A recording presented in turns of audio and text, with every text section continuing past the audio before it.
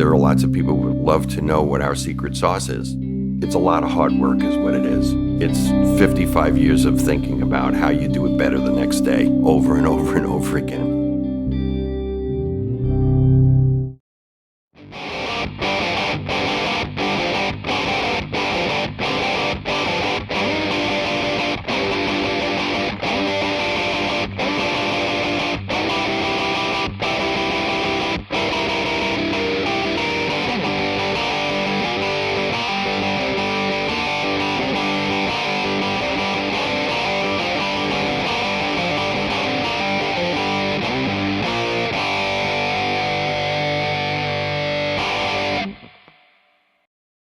Now, I'm not a betting man, but I bet if you go like and subscribe the Premier Guitar YouTube channel, we'll keep our jobs and you'll keep getting free content. You just got better looking. Hey, I'm John Bohlinger with Premier Guitar. We're at the Pinnacle in Nashville, Tennessee. Yeah. And I'm with Henri Cash from Starcrawler. Henri, hey man. Thanks for having me. Oh yeah, so thrilled you're here.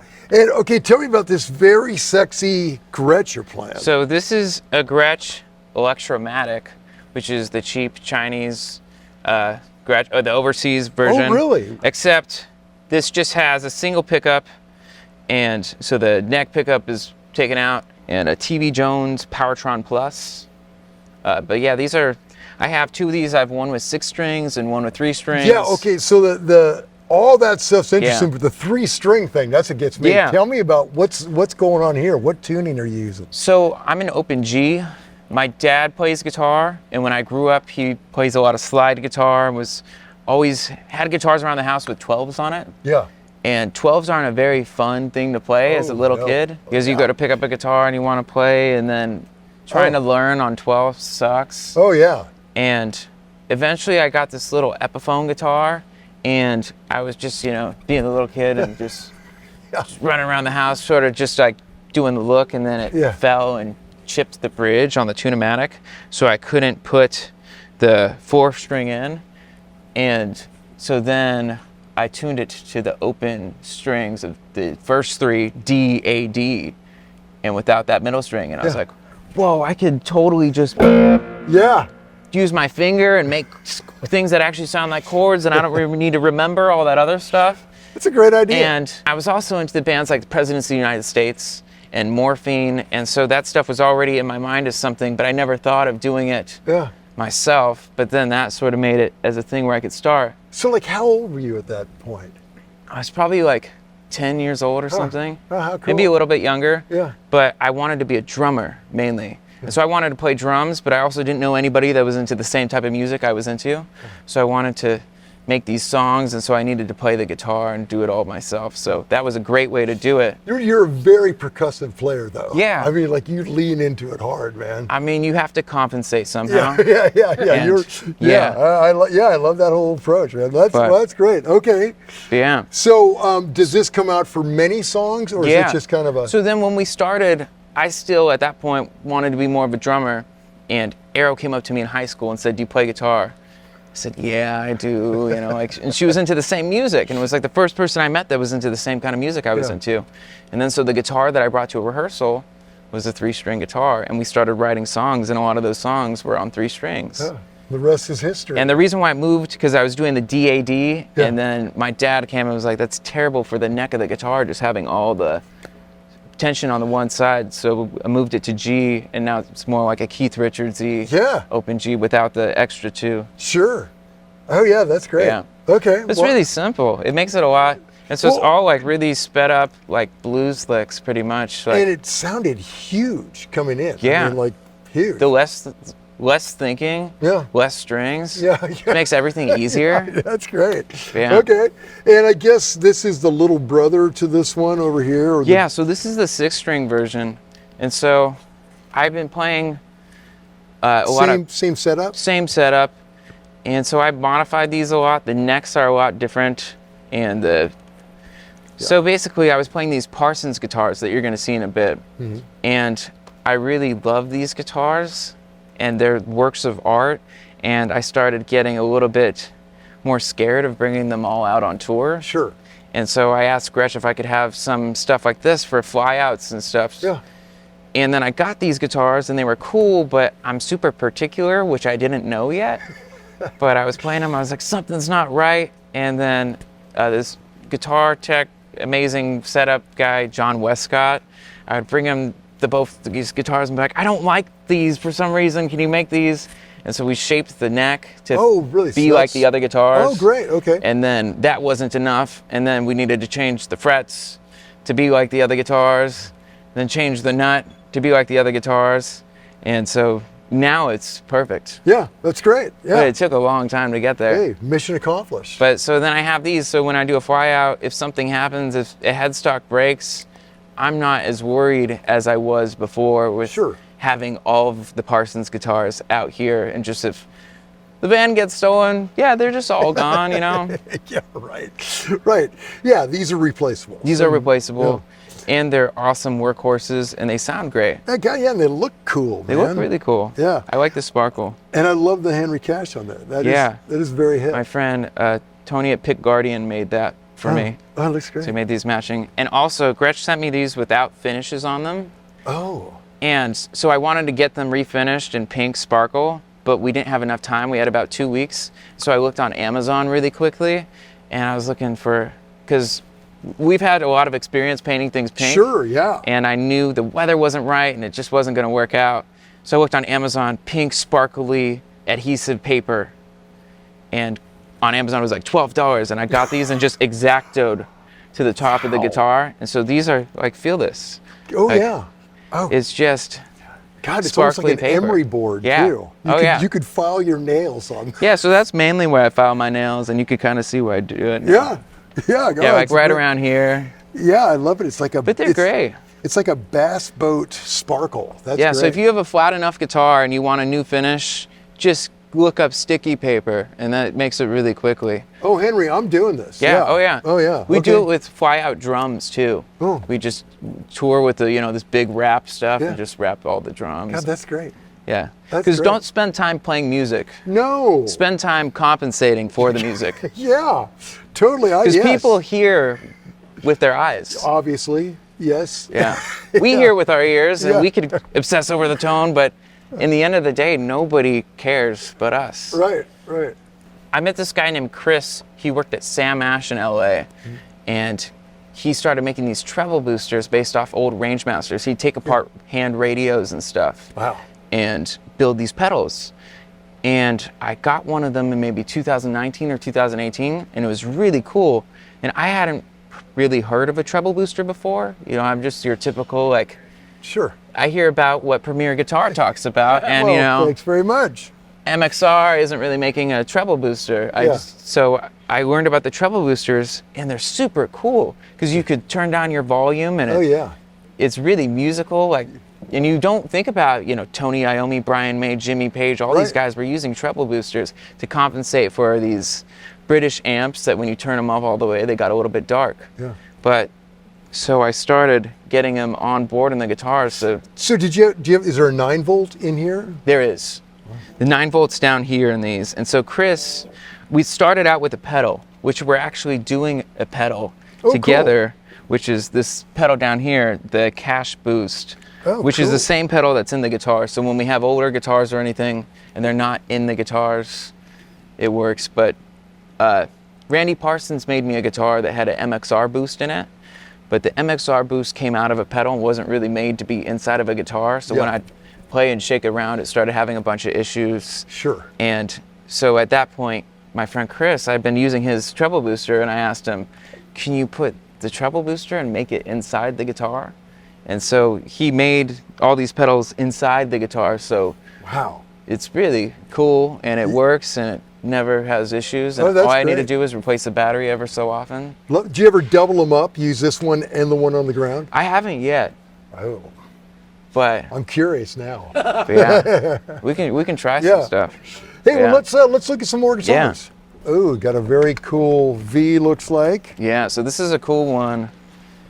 A little bit of a surprise, but we were playing a show on New Year's a couple years ago, and a guy came named Daniel Slusser. He came with his daughter. They drove down from San Luis Obispo to Los Angeles to see the show, and he brought a guitar that he had made. And he brought it to Merch booth, and I was checking it out, and I was like, whoa, this guitar is really cool, but honestly, it just wasn't really something that I would play. It had different pickups and was just a completely different style than... Yeah. I play mainly Gretsches, and I'm so used to the Filtertrons. It's a very signature sound. It doesn't sound like anything It's just, else. I get so used to one thing, and then Right. when something, my ears just... Yeah. Yeah, dog ears. So he brought this guitar out. It was really cool, but it just wasn't something I'd play. Yeah. And so I told him I didn't want to take his guitar if it wasn't something that I was actually going to spend time playing. Because Sure. you take a lot of time building a guitar Oh, and you yeah. put your heart into it. He said, well, I could build you anything you want. And at that point, I was like, here's my number. We're going to be talking very soon.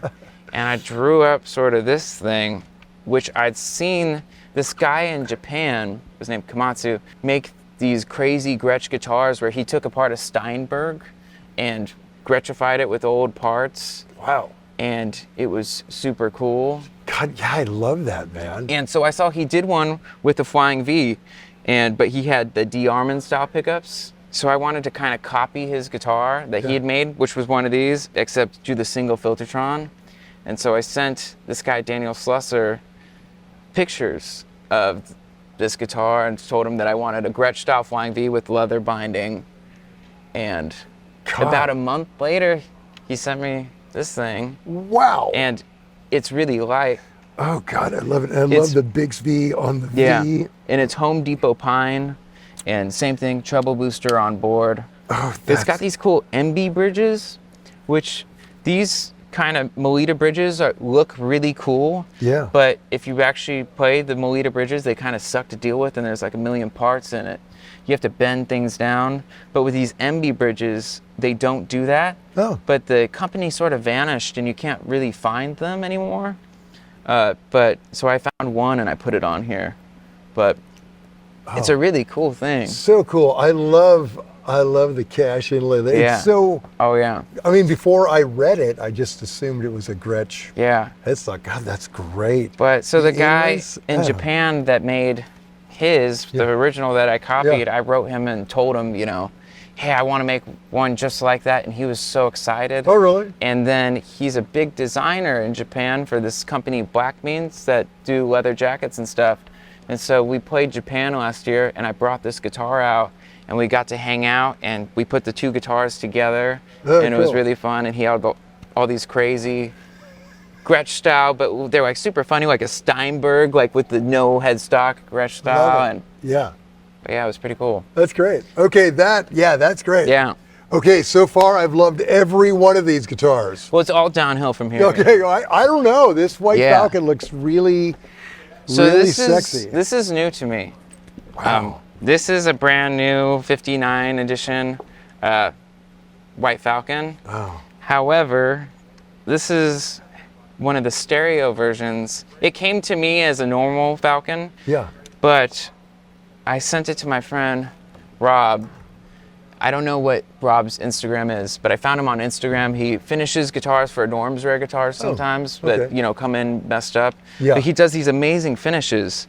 And I always wanted a White Falcon that had the stereo thing going on because I'm a huge Neil Young Sure, fan. right. And Malcolm Young and Mike Campbell. Yeah. And those are like the White Falcon guys. Oh, yeah, yeah. And they all play the stereo Falcons. And they're not stereo in the same way that Gibson's guitars are, where it's just one pickup goes to each amp. Yes. They're split in the middle, so the bass sides of the strings go to one amp and the treble sides. And so these switches, like this switch is the bass side. You could pick if you want to use the neck pickup for the bass side or the treble pickup.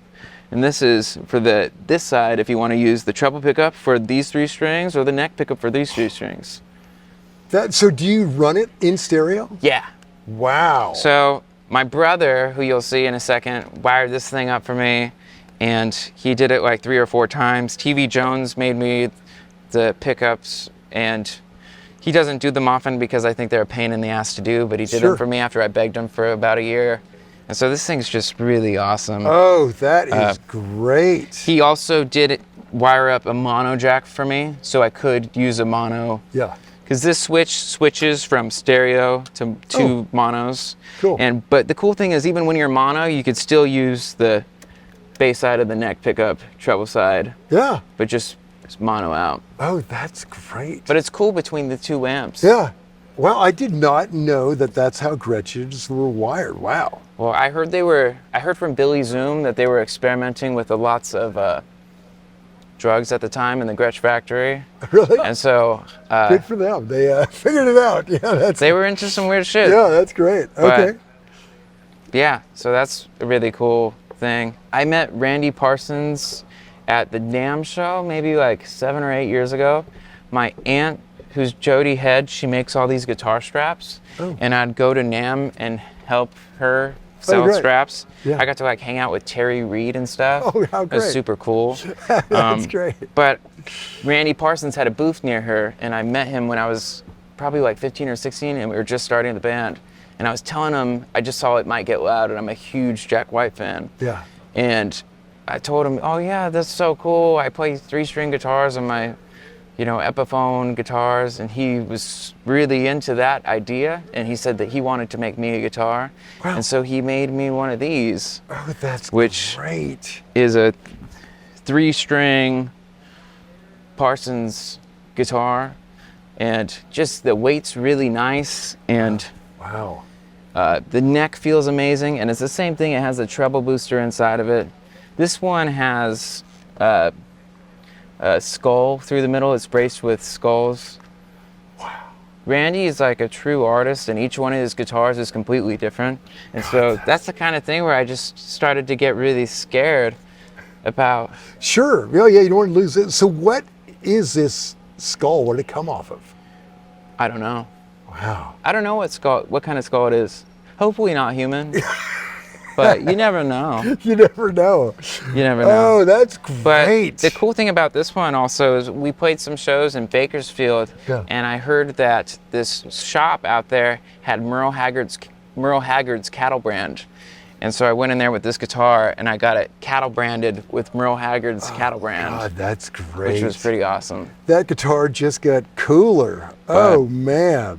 Yeah. And Okay. also the thing that I really like that isn't technically right or anything is a lot of people on these, shorter guitars, they'd put the Bigsby B5 with the tension bar. Yeah. But I really love having this. It plays a lot better. I don't know what, but a lot of people would recommend that you have a tension bar for something like this, Sure. but I like it without Yeah. for some reason. Great. Yeah. Yeah. That's Cool. about it for the guitars for Okay, me. well, let's get in. Okay, so tell me about the amps. What we got going back here? So with the amps, I'm running 2 amps. One side sees pretty much no pedals except a tuner to mute it, and the other side sees all of my pedals. Okay. And so this side sees no pedals, which is Just dry and loud. dry English, like breakup EL 84s. Yeah. Oh, yeah. And so right now I'm running the satellite amp into this box cab. But the cool thing is this is an AC-15. And so some nights I switch between which one I'm liking more at the time. Sure. And so I'll use the AC-15, and my brother put a switchable jack on the speaker so I could just plug in and use it as a cab or an amp. Oh, that's great. But the satellite for these bigger venues has a little bit more Sure. air to it. And yeah, this is a satellite Neutron in a Scamp head, so I could like carry this on the plane, and Great. it's pretty awesome. And then for pedals, I have the Magnetone Stereo Twilighter. Oh, that's great. Which- with that great Yeah, onboard. it does. Oh, wow. Yeah. It does the stereo vibrato thing. Yeah. And it's the only amp that I haven't had to paint pink, which Yeah. is really cool. Oh, really? Ted and Granville finished it in, what is it? They Tolexed it in Yeah. pink for me, which Oh, is really cool. So it doesn't chip like everything else. Yeah, perfect. Okay. But- Well, good. Now, speaking of painting pink, let's Yeah. hear about this pedal board. So basically, it's a lot of junk, All right. Yes. but it's good junk, you know? Yeah. But so the first thing that I go into is this cool little splitter box that Sure. Uniform Music made me. And the coolest thing about this is, so my guitar goes in there, but it has a switch that if anything else is going on, I could bypass it and just go straight from the amps to the guitar and see if it's the amps that are fucking up Right. or if it's the guitar. It's called the oh shit switch. Oh, yeah. Nice. From there, I go to this Layla box, which I just found out isn't pronounced Layli. I was in contact with them, and they wrote me, fun fact, Layla is actually pronounced like how Americans say tequila. Oh. Layla. So didn't know that. Didn't know that. Good to know. So, and then it splits into the two sides, which one side, the only pedal I see is a drop and a tuner. And so that's the Vox side. Okay. And it's because with the 3-string stuff, a lot of the times I drop down to the octave. Yeah. Oh, yeah. I heard that on the way in. Yeah, that's great. And so this is the Vox side, if you want to hear what that sounds like, which is now the satellite.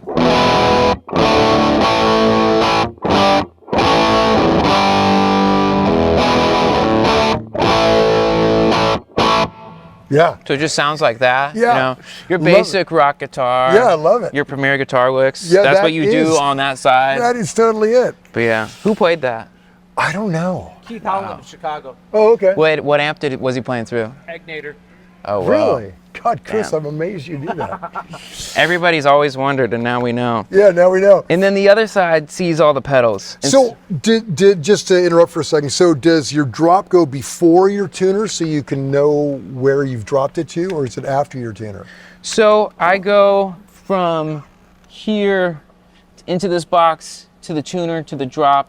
Oh, okay. So the drop is after the tuner. Well, I think the tuner sees the guitar first. Yeah. And then the drop. Yeah. Do you ever, that's the thing about a drop, do you ever like have it on and you're in the wrong key and you don't know until you hit? Oh, you know. Yeah. You know instantly. You know, yeah. So you hit it, yeah, these knobs are kind of, they go out. Like I use drops a lot in our music. Yeah. And every so often when those knobs go out, because you have to switch this, and if you hit that knob, yeah, there's nothing you can do. Yeah. You're far gone. There's no far going gone. back. But Yeah. so that side just, and then when you drop it, which isn't good with a chord. Yeah, that's huge. And then on the other side is the magnetone, which by itself, without overdrive,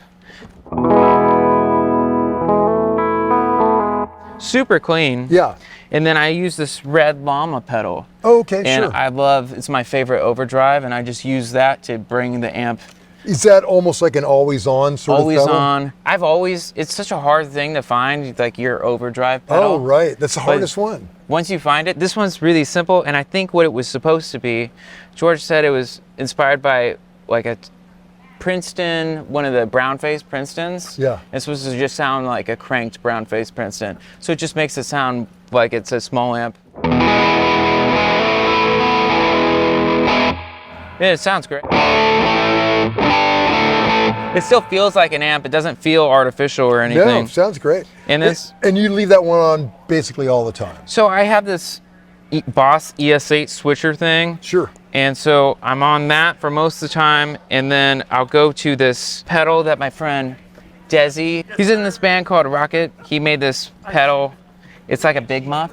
He's my other sort of tech friend. Between him and my brother, they're the big tech people. Yeah, good to have. And they're really great friends to have. So I had a bunch of these big muffs that I really liked. I went through every kind of big muff, like the JHS version, you know, the new version, the little one. Yeah. And there were things that I liked about some of them and things that I didn't like. And so we came to find that I wanted to have one that sounded a certain way. And then if I wanted another that sounded the exact same way, I could get that. Yeah. And so I had him make me a couple of these Big Muff style pedals, and we called them the Lamb's Head because they're kind of ram's heady. Sure. And that's my lamb over there. Yeah. That's and great. so it goes from sounding like this to sounding like. Yeah, that's great. Yeah. Yeah. Okay, love it. And then I have this Earthquaker Tentacle pedal that basically turns that big muff sound into like a fuzz octave.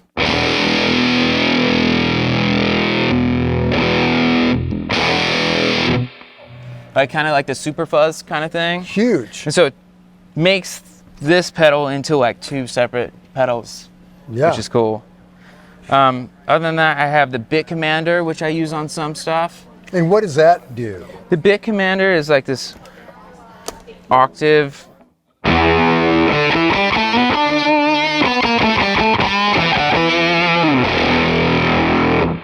Everything's pretty octavey. Yeah, very octavey. Yeah. And then this is a sleeper pedal, the TC Electronic Shaker, which basically does, before I had a Magnetone, I always loved that sound. Sure. And so it kind of does that thing on a faster setting. I have the MXR carbon copy, which I love. Oh yeah, it's great. Does that.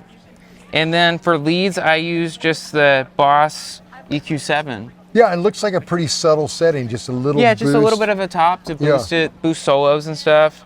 And this is the Strymon Flint. Oh yeah.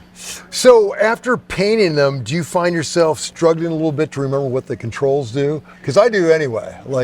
I pretty much have. I know what the settings are. I've been using all these pedals for so many years that I know where everything goes. Yeah. The thing that sucks is that I don't know where the things go on the inside after painting them. Sure. So like this Boss ES8 pedal really sucks to take apart and put back together. God. Yeah. It's like a computer and there's layers, and then you're just cursing like, what the heck is this thing?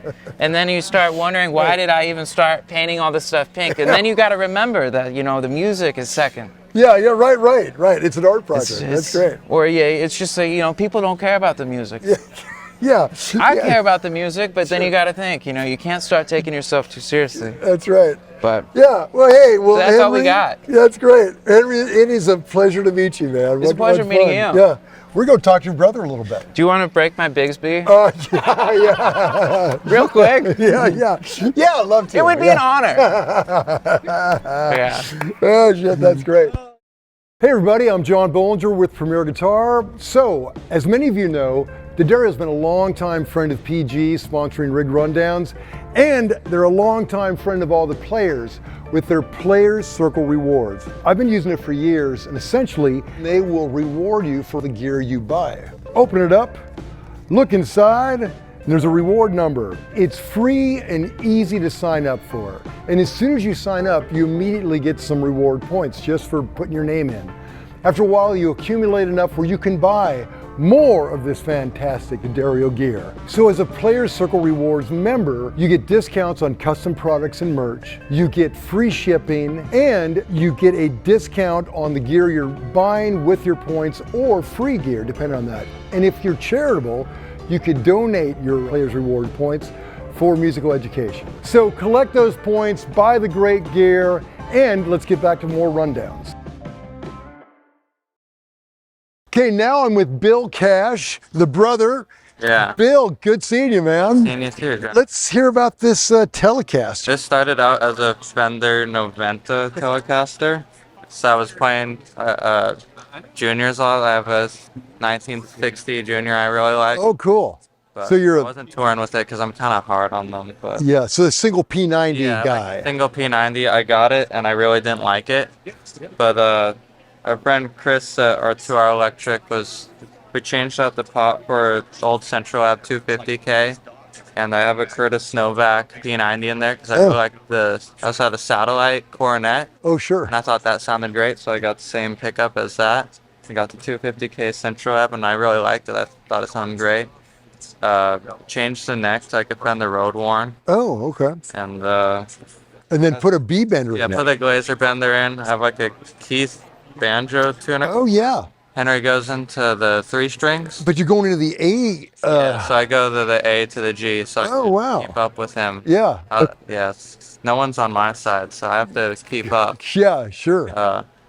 But yeah, so it was a Noventa, but then I changed everything. Yeah. So it's still a Noventa, I think. Yeah, well, it is its own thing. I love it. And tell me about this Super. You've jacked with this quite a bit, right? Yeah, it was a regular, just like reissue. The name plate is a sham that's pulling you. It was just a 2000s reissue, and I did like it, but I was getting in. I work on amps, and I like messing with them, so I thought it'd be fun to tear it apart. So we have this Bassman that we got from a friend, and it had been modded by our friend Colin Fazio, and one channel had this like higher gain mod where you change the plate load resistor and you make like a 5E3 tone stack. Yeah. So I thought that would be fun because I was going between guitar and steel. Yeah. And I was using overdrive on guitar and then taking it off and adjusting all these settings to go to steel, and it would take too much time because Sure. I got to keep up with over there. Yeah, yeah. And I'm always a little bit behind, but so I thought if I could make it a channel switch where I could get the clean on one side, the regular AB763, and then the high gain thing on this side, that would work out really well. I built it, and then it didn't work at first, so I didn't want to look at it, so I just put it away for a while. Like a week before tour, I went back to look at it, and there's just a little like hair strand of wire that was shorting the cathode and the grid of the phase inverter tube, which turns out makes it sound really bad. Yeah. And so I put it together the day before we left. So I think it sounds all right now. I'm not sure, but Yeah, that's great. yeah. So did you bring a backup too, or Yeah, just there's a backup behind there. just in case? Just Yeah. in case. Okay, good. Yeah, but Okay. what's going on? Hey, and so you run this GFI steel into it as well. GFI Expo? Yeah, the Expo through there. Yeah. That's when I switch it. I was going to have it on a relay switching, but the relay was broken the day before, so no relay switching. Yeah. Well, no need. Looks like it. Yeah. Okay. And so what do you have on the floor here? So the floor, I'm just going, it's not too much different than Henry's. Have the drop, have that lamb pedal that he was talking about, and the way huge red llama. Well, it makes sense because you're covering a lot of the same tones from Yeah. the record anyway. Yeah, So I'm just trying to Yeah. fill in where he's not. If I'm lucky, you can't hear me. yeah. But yeah, and then the only thing that's really different is this way huge conquistador fuzz. Oh yeah. This cool gated thing. I Yeah. really like that. Let's hear that thing.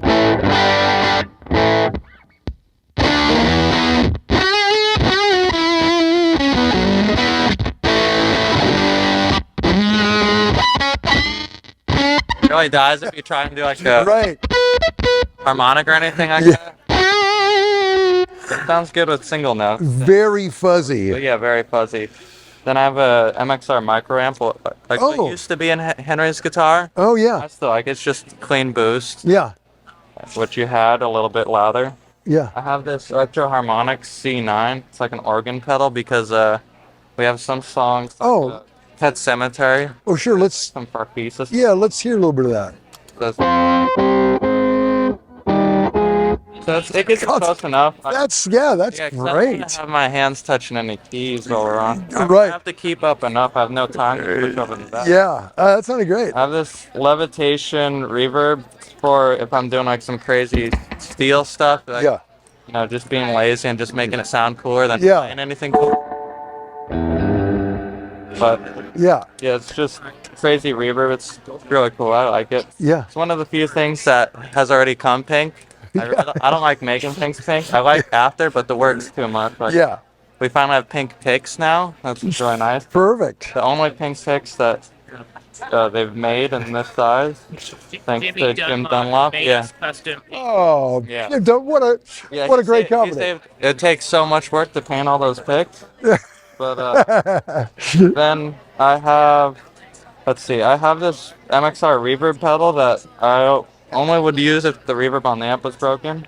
I have this MXR tremolo, which I also have on the amp, but I only use it for 2 notes. Yeah. So I'll do it on the pedal because 2 notes. Yeah. 2 notes. Yeah.